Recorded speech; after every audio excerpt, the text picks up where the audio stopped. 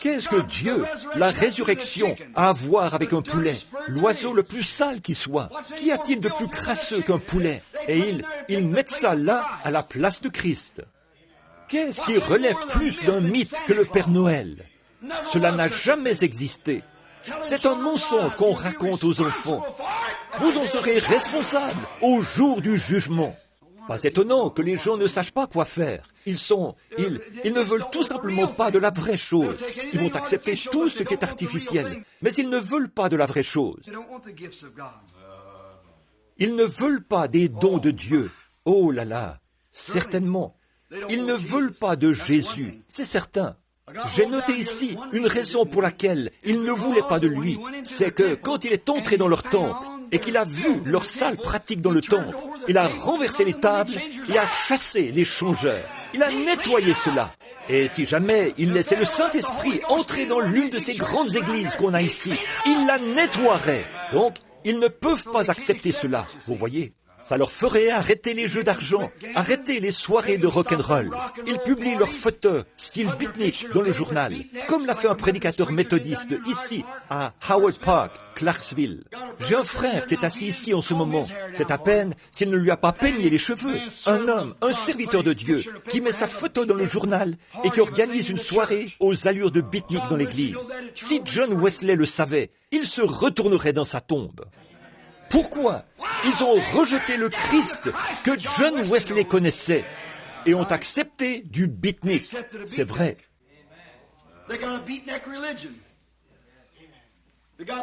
Ils ont une religion beatnik.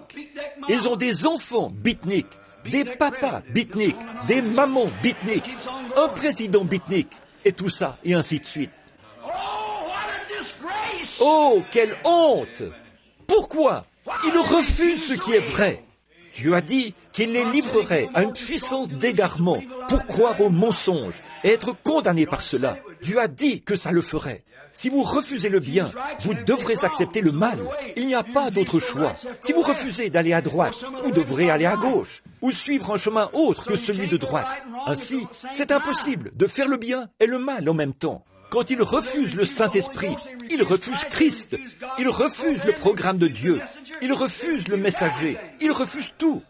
C'est pourquoi ils sont livrés à leurs péchés. Alors, il ne reste plus que le jugement. Frère Ben, c'est vrai. C'est tout à fait vrai. Ils ont refusé Christ. Ils ont refusé son programme. Ils ont refusé son esprit. Il essaye depuis 50 ans, depuis que le Saint-Esprit est descendu en Amérique. Ils refusent cela depuis 50 ans. Et ce soir, c'est plus noir et plus sombre que jamais. Et même ceux sur qui c'est descendu au début, leurs enfants se sont organisés, en ont fait une dénomination et ont enchaîné cela dans leurs organisations, au point qu'ils refusent le Dieu même que leurs pères ont reçu. Amen. Puis, ils prétendent être pentecôtistes. Oh, non! Le fait de vivre dans une grange ne fait pas d'une truie un cheval. Pas du tout. Pas plus qu'on est chrétien parce qu'on fait partie d'une église pentecôtiste, baptiste, presbytérienne et tout. On demeure un pécheur tant qu'on n'est pas converti. Et quand on est converti, on est né de nouveau de l'Esprit de Dieu. Et on est transformé. On a accepté Christ. Le Saint-Esprit est descendu et a fait de soi une nouvelle créature. Une nouvelle création. Ainsi, ils ont refusé cela en ce temps-là. Ils refusent cela aujourd'hui. Ils renverseraient leur table de change. Ils renverseraient leur conseil d'administration, leur conseil de pasteur. Ils auraient un conseil, bien sûr. Oh, quelle différence ça ferait s'ils venaient dans les églises aujourd'hui. Mais il ne peut pas y entrer. Nous avons vu l'autre soir, en étudiant cet âge de l'Église, qu'il avait été mis à la porte par sa propre Église, qu'il était là, debout à la porte, à frapper, à essayer de revenir encore à l'intérieur. Un Père miséricordieux, après avoir été mis à la porte par son propre peuple, il essaie de revenir encore dans son Église. Il a dit, « Je suis celui qui marche au milieu des 7 chandeliers d'or. » Et ici, au dernier âge de l'Église, il se trouvait à l'extérieur. Ils l'ont mis à la porte. Où ça? Dans cet âge de Laodicée. Il est de nouveau là. Il essaie de revenir encore à l'intérieur, à sa propre porte, celle de sa propre Église. Que c'est pathétique. C'est l'un des tableaux les plus pathétiques que peint la Bible. Ce chapitre 2 de l'Apocalypse, ou plutôt le chapitre 3, où on voit que Christ a été mis à la porte. Il y a autre chose qui est pathétique. Je pense que c'est l'une des paroles les plus pathétiques que Jésus ait jamais prononcées, quand il a dit « Père, je me sanctifie, afin qu'il soit sanctifié ». Autrement dit, il avait un droit, il était un homme, il avait droit à un foyer, il avait droit à une famille, il était un homme, autant que vous ou que moi, tout aussi humain dans sa virilité que nous. Il y avait droit, mais il formait 12 hommes qui allaient porter l'Évangile au monde entier. Alors il s'est sanctifié pour eux. Je me sanctifie moi-même pour eux, un cadeau de Dieu. Il s'est préservé dans la sanctification. Oh, les cadeaux de Dieu, vous qui prétendez avoir reçu son esprit, demeurez dans la sanctification. Oui, tenez-vous loin des choses du monde. Soyez sanctifiés. Oh, qui savait ce qui se trouvait à l'intérieur de ce paquet cadeau? Quelqu'un avait-il jamais vu son contenu? Je suis si heureux qu'il y ait eu quelqu'un. Qui le savait? C'était une chose cachée, une pierre rejetée. Mais quelqu'un avait vu ce que cela contenait. Je suis si heureux.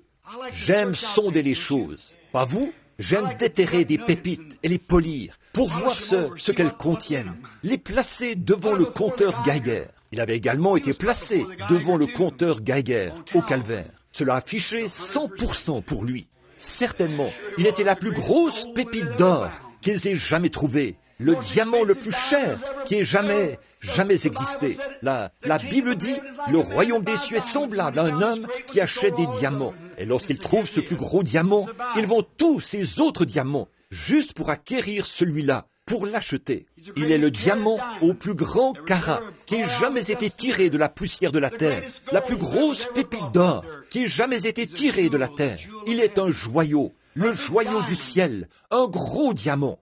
Quand on trouve un gros diamant en Afrique du Sud, j'ai été dans les grandes mines diamantifères à Kimberley. On prend ces diamants et là, après les avoir sortis de la poussière, à l'état brut, on les facette. La raison pour laquelle on les facette, on les taille, c'est pour qu'ils reflètent les lumières, pour faire ressortir les lumières, son carat, la quantité de carat de ce diamant. Si ça n'a pas beaucoup de feu et de scintillement, ce n'est pas tout à fait un diamant, mais quand il a... c'est du verre. Mais quand c'est un vrai diamant, un diamant qui a vraiment du carat, ça reflète et projette différentes couleurs. C'est ce qu'il était. Il était un diamant. Et il a été blessé pour nos péchés. Il a été brisé pour nos iniquités. Le châtiment qui nous donne la paix est tombé sur lui. Et c'est par ses meurtrissures que nous avons été guéris. Oh, ces rayons de l'amour et de la lumière de Dieu qui émanent de lui reflète la puissance de guérison, l'amour, la résurrection. Dieu l'a blessé, l'a brisé, l'a coupé et l'a taillé au moyen d'une épée romaine et d'un fouet romain, au point que son côté a été percé.